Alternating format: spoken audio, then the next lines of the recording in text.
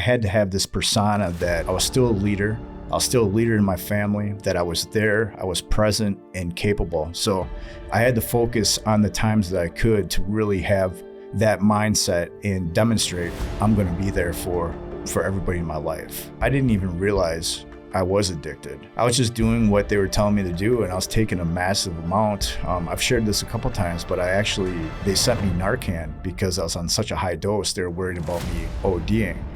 And then the moment we put the Sprint device in and I didn't have that phantom pain, I tried to go cold turkey day one. Well, that's when I realized I have a problem. I was literally in a fetal position, vomiting, diarrhea. I was like, what the fuck? And I had to take some pills, and we called the doctor, and he gave me this 7-week step down program. And I was like, I am not taking pills for another 7 weeks. I mean, my mindset was, I'm gonna get off this as fast as possible.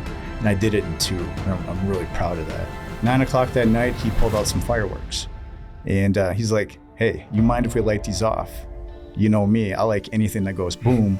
So we went out there, he fired one, I fired one, and then he pulled out these round mortars that you actually load into the tube.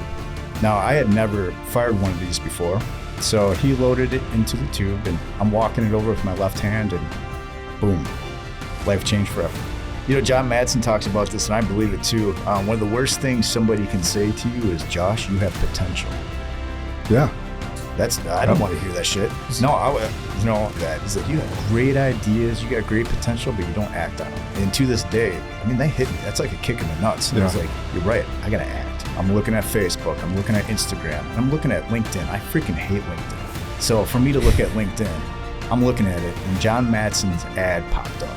And John basically says, if you're fat and you make XYZ, 150 grand a year, you know, it doesn't matter if you got the Rolexes, it doesn't matter if you have the cars, you know, health is the new wealth. Your body's the new wealth. And I believe in that.